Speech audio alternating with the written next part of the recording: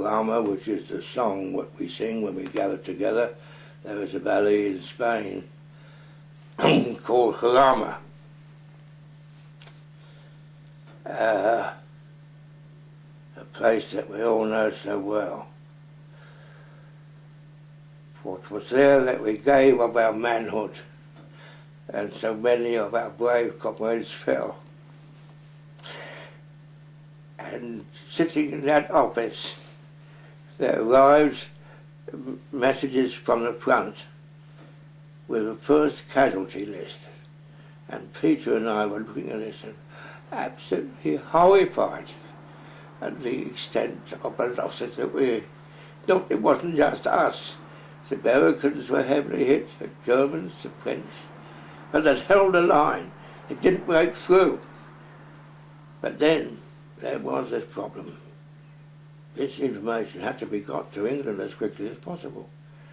We had left wives, daughters, children, and we had to have somebody who guaranteed that the list would get to England. Well, by then there had been a decision taken, as far as I personally was concerned, that the wound was giving a lot of trouble and that I should be got to England to have treatment there. And so I said, well, look, Sam, you're going back, you take this, and before you see a doctor or anything, see that the list gets into safe hands, which I did. Sam, Bernard, do you feel like coming up here? Yes.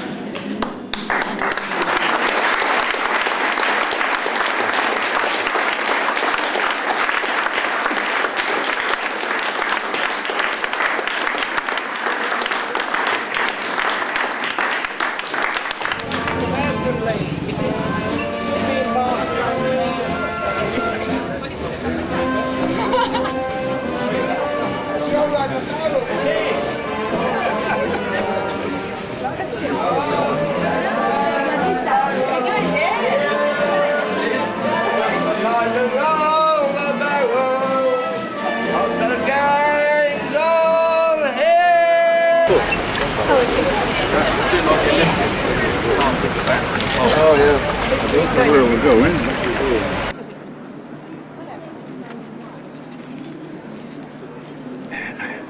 En las palabras a los caídos del gran poeta inglés Lawrence Binyon, they shall grow not old as we who are left grow old. Age shall not weary them, nor the years condemn. At the going down of the sun and in the morning, we will remember them. Al anochecer y al amanecer nos recordamos de ellos, puño en alto.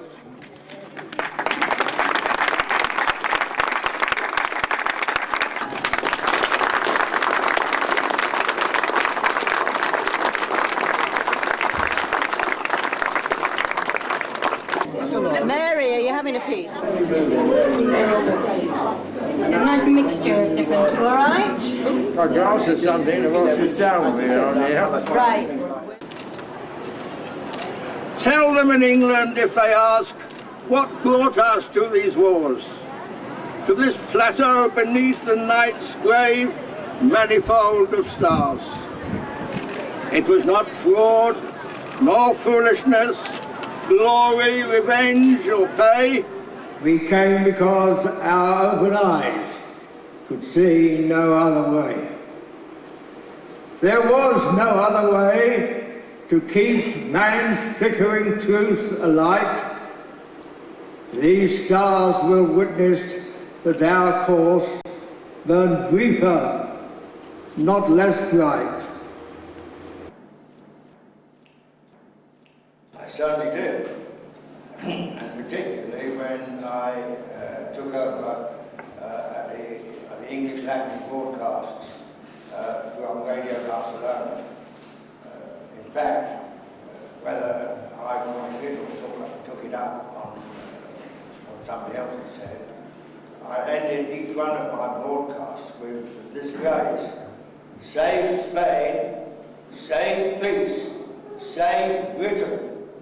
Because I was acutely conscious, and people with me in the British Battalion and the International Brigades were acutely conscious that the fascist attack on Republican Spain was just the first blow, and that the bombs that fell on Madrid and Barcelona, the murders of civilian populations in that part of Spain that succumbed to the fascists in the early days, were then we knew that felt a danger to the people of Britain. And also very glad that they have not left out the women who went to Spain as nurses and other work, and very, very personal feeling, of course, that it was in Spain that I met a wonderful, wonderful nurse who later on became my wife in that terrible situation. The work of those nurses has still to be properly recorded because under the most terrible conditions they worked not only at the front but in tending the wounded, the train, that special train for the wounded that helped save so many from a fate certainly far worse than death. And the memory of those days comes back to us because of the work of the International Brigade Association and particularly of the Marsh Memorial Library. And I still think, looking back on it all, very often, as you probably will perhaps understand, people have asked me, why did you go to Spain? What was it?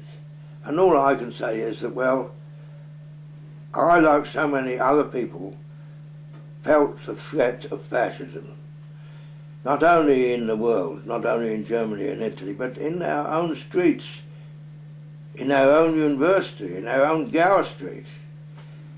And we felt that something ought to be done about it, that fascism wasn't a joke, it wasn't just another political party. And so when we had this legally elected government of the Republic was under attack, I, like so many others, felt everything needed to be done to help those people to maintain the democracy that they had won. And I still think that today.